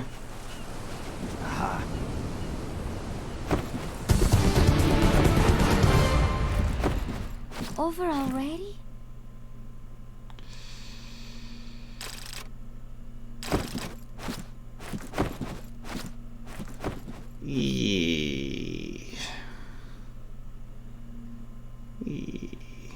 You ever pass affinity? Do you ever feel just like this couldn't, this shouldn't have existed? Do you ever feel like that wasn't necessary? Package for you, boss. What? Yeah, looks like a cassette tape. Don't worry, it's clean. No trace of explosives or anything. Return address just says Eva. Eva? Someone you know? An old acquaintance. Oh, the plot thickens. Tidings from an old flame? Wow. Guys. Anyway, I'll check it out later. Okay, just don't go running off after this chick. We can't afford for you to be distracted right now. I really don't like that the game gives you a extra op mission to go on a date with Pass, to then go underneath a box with her. How old is Big Boss right now? Big Boss is fucking old. And he gets in the box with a fucking child. To make love hearts appear, and then she was like over already. Like, guys, we've played The Sims in our time. We know what happens when the Sims go under the covers and it makes the icons. So you can make Paz affinity go up. I guess that's when you do like the love hearts.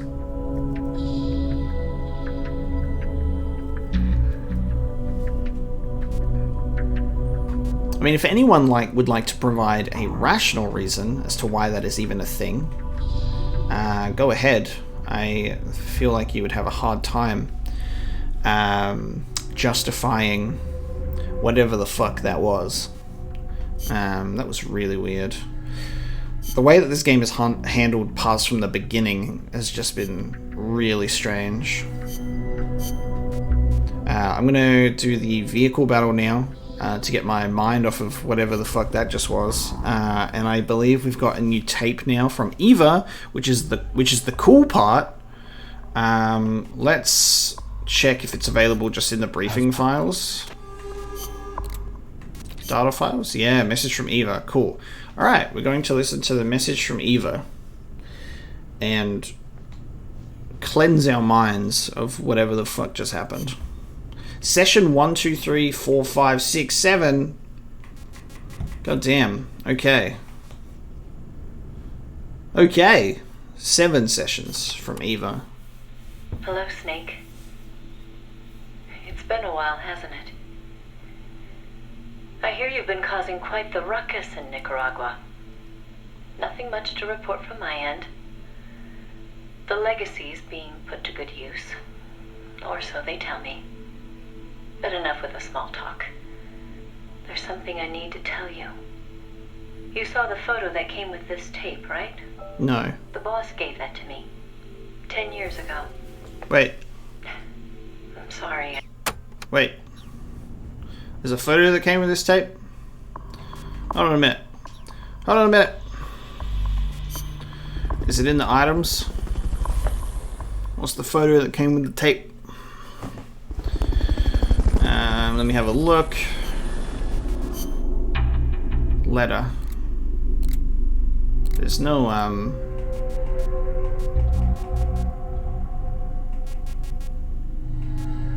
no. What's the photo that came with the tape? How do I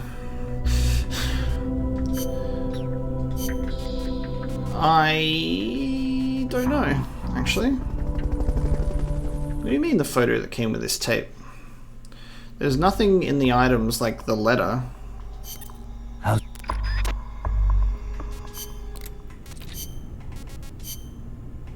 There's nothing related to it. Okay. Hello, Snake. It's been a while, hasn't it? That's weird. I hear you've been causing quite the ruckus in Nicaragua. Nothing much to report from my end. The legacy's being put to good use. Or so they tell me. But enough with the small talk.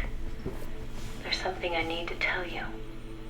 You saw the photo that came with this tape, right? No. The boss gave that to me. 10 years ago. I'm sorry, I should have told you sooner. I probably should have told you right away. But sending it to you hasn't been an easy decision to make. It's taken me 10 years. Once you've heard what I have to say, you'll understand why. That photo belonged to her. I know what you're thinking. What does she have to do with this? You've probably seen it 100 times in the press already. Obviously, it's of the Mercury 7, the first group of American astronauts, the heroes of Project Mercury. Okay, we're getting described the photo. There were actually 8 people in that photo. One of them was edited out, erased, without a trace. It was the boss. That 8th astronaut, the one airbrushed out of existence. That was her, Snake. Now, why did they need to keep her existence a secret? What were they trying to hide? The answer goes back even further. 17 years ago. It was the height of the Cold War. The Eastern and Western blocs were racing to develop space technology to match their nuclear arsenals. In 1957, the Soviet Union launched Sputnik 1, the first artificial satellite. The Americans were stunned. They'd been led to believe their country led the world in science and technology. That shock quickly turned into fear. If the Russians had the know-how to launch a satellite into space, they could use it to launch a nuclear missile, too. Frantic, the U.S. threw everything it had into the space race. The following year, the Army succeeded in launching the first American satellite, Explorer 1. The National Aeronautics and Space Administration was established that fall, and Project Mercury with it.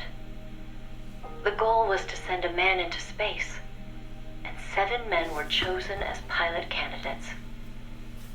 The media dubbed them the Mercury 7. They were immediately hailed as national heroes, icons of Western space exploration. But after Explorer, America suffered a series of failed rocket launches. Desperate, the government made a fateful decision. Unable to wait for its space program to mature, they'd steal the Soviets' technology, at the same time sabotaging their space program. You know better than anyone how hard a mission that was.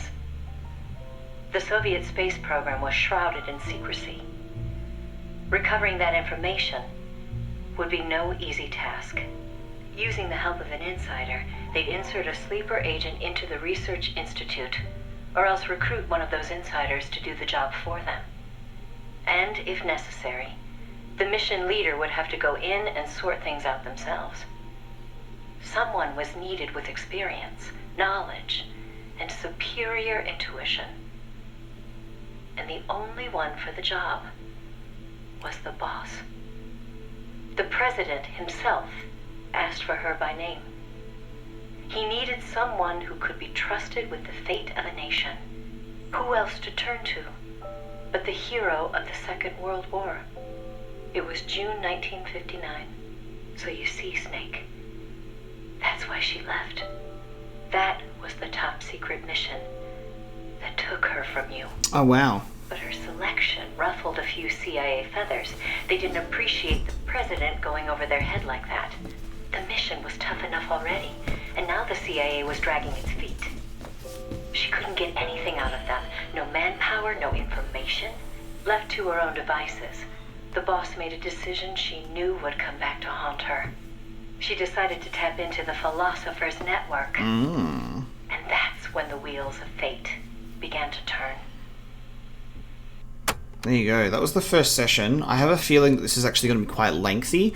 We have taken in a lot of information today, a lot of briefing files. I think I'm going to go through the messages from Eva in another session, so we will come back to this. It's also been recommended to me to also listen to, because we've listened to the origin story of how Kazuhira met Snake in one of these briefing files, but apparently in the Japanese version of Peace Walker, there was more information that was then apparently officially subtitled around the Ground Zero's release time. So it's essentially just I'm able to listen to it at any time because it's like a further situation. So it's been like officially redone. There's also like, I think there's two things that I've been recommended to listen to in relation to Snake and Cars and their sort of past and meeting stuff. So maybe I'll do like another thing where I sort of compile Eva's messages along with some extra stuff to get in all of that lore instead of doing like the massive sessions of just briefing files and then minimal gameplay. We will circle back to the messages from Eva because judging by the titles of sessions, these will be sessions to listen to. But we will circle back. I'm wondering if we were allowed to see the photo somewhere. Or whether it just ends up being described to us. But let me do the... I'm going to just do the armored vehicle mission now. We'll get that out of the way. I'll get a new vehicle for my team. And then we will do the Zadornov search mission. Alright, it's time. The Zadornov search mission. We've done the vehicle one. It also popped up with another classified document retrieval. So we got that as well. Zadornov search mission time. Snake, Zadornov has escaped custody. Find him. Find him! There's got to be some briefing Okay. I was like, there's got to be some briefing files for this, right? Apparently not. It just says, find him and bring him back. So I guess I'll use Fulton Recovery. The surround indicator. I don't think I'll really need anything, so we'll just start the mission and go for it. Let's retrieve ourselves a Zadornov, shall we? Oh, it begins! Chapter 5. Outer Heaven. Okay, it begins. Lovely. Good stuff. The first mission of Chapter 5. Awesome. How exciting! Find Zadornov and bring him back here with Fulton Recovery. I'm assuming that what this must mean is that Chapter 5, Outer Heaven, would be like the post-game related stuff, you know? It would be like the post-game related stuff that we're going for. Because Fulton Recovery subject Chapter 4 just ran credits on us. Alright, we can go everywhere here. We got to look everywhere for him. Chapter 4 was a roll credits and everything. And then everything kind of, you know, we stopped the main crisis, which was Peace Walker and everything, but we're still focusing on, like, building our own... Okay. We're still focusing on... What was that? The guy that was further away saw me and then had to spin to figure it out.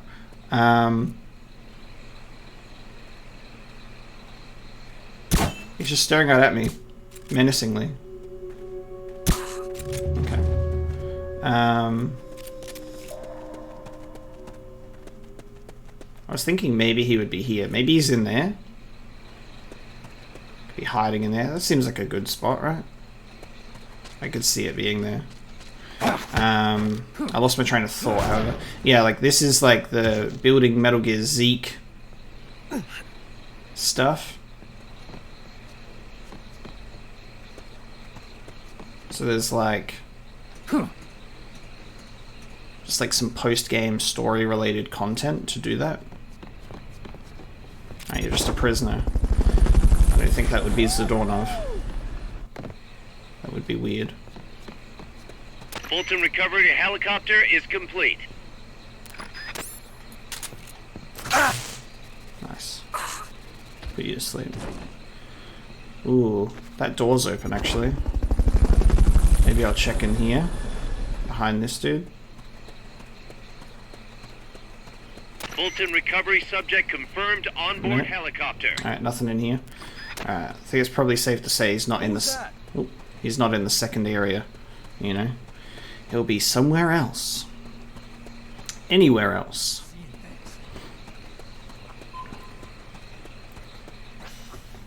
Curious to see what Chapter 5 has in store for us then. Something related to Outer Heaven. But considering that Ground Zeroes is a direct sequel, like Peace Walker ties into this like directly. I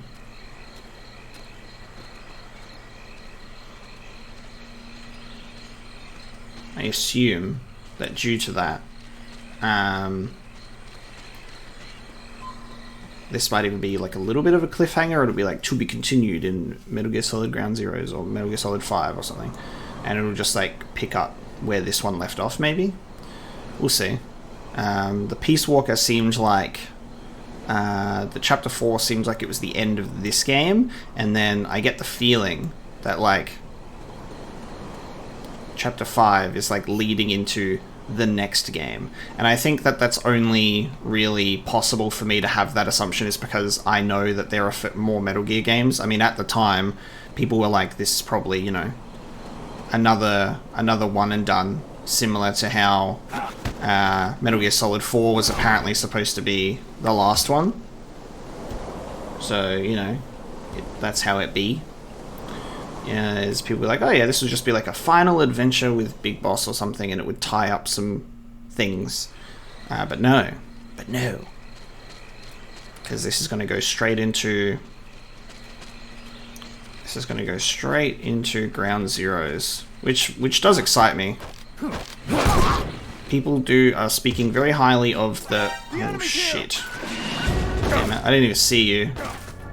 People are speaking very highly of the gameplay. So I'm curious to see that. Gameplay is lacking in this game a little bit. I'm really excited to see the advancements in both like gameplay and like graphics and stuff, because this is like the PS4, Xbox One era that Metal Gear is on, which I'm genuinely hyped for because of those graphical improvements, using what I believe is called, people have mentioned it like the Fox engine or something, which makes a lot of sense. That's very, very Metal Gear to go, yep, we're using it on the Fox engine. I love that.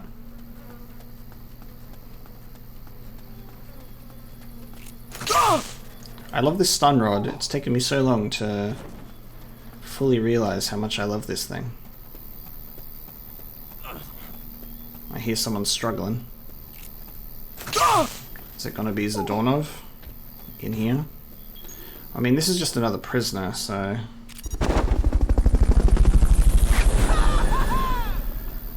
we can't go in here. We have reached... Interesting. Okay. So Zadornov is not here. You know what I should be doing? I should be probably interrogating someone, hey? And doing CQC. And maybe they'll, like, mark the location of him on my map. That would be a smarter thing. Oh, there he is. Oh, cool! We can actually see his character model. Check that out.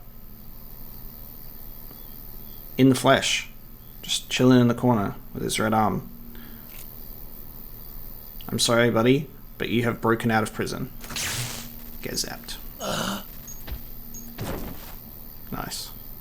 See ya. Try using Fulton Recovery on him. Alright. Okay, you're done with that area. Head for the goal.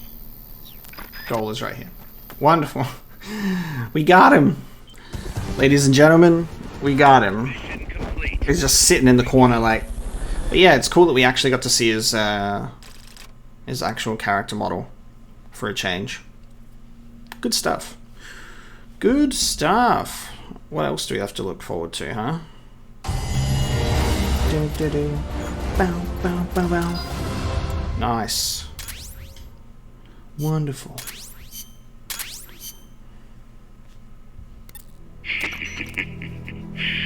So, you found me. It wasn't hard. What are you up to anyway? Just going for a stroll. Kaz, I've got Zadornov returning home. Acknowledge, Snake. Weird. Weird. Okay. Special report. So that was one main mission done. What do we get out of that now? Zadornov, back in the brig. Yay, Amanda's fully healed. Cool. Went in the combat unit. Yeah, cool. So we'll chuck her in combat. She's really good at intel though, but her skill is morale to rise in the combat unit. So I guess we'll just put her in the combat unit. Purely based on that description alone.